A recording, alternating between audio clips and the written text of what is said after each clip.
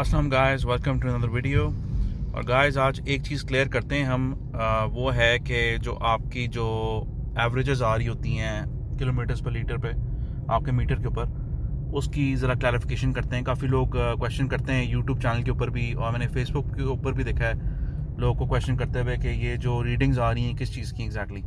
सही है, first of all हम ट्रिप बी को देखेंगे। ट्रिप बी को मैं देख रहा हूँ अभी इस टाइम पे।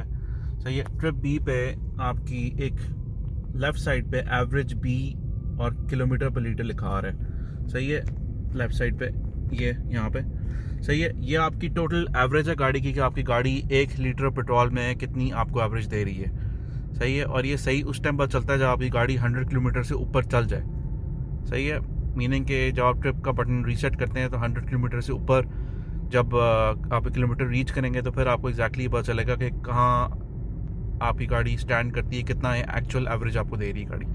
सही है, अब अगर आप ये जो बटन है यहाँ पे, सही है, डिस्प्ले वाला, इसको अगर आप दबाते हैं तो ये जो रीडिंग्स हैं या ये ऑप्शन हैं चेंज होते हैं। मैं आपको चेंज करके दिखाता हूँ।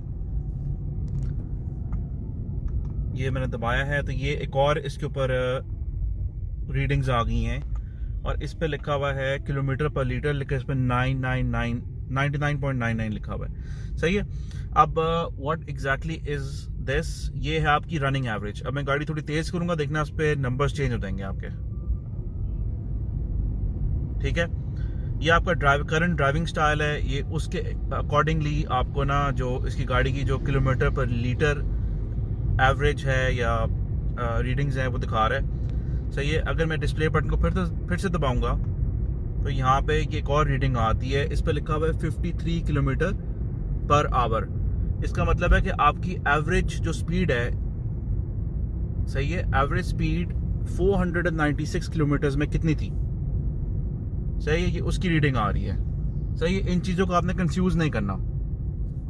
काफ़ी लोग इन चीज़ों को कंफ्यूज कराते हैं और वो कहते हैं नहीं जी हमारी एवरेज इतनी कम क्यों हो गई है या इतनी ज़्यादा क्यों हो गई है। अब 53 की एवरेज जो है वो आप अटेन बड़ी मुश्किल से कर सकते हो उस गाड़ी में।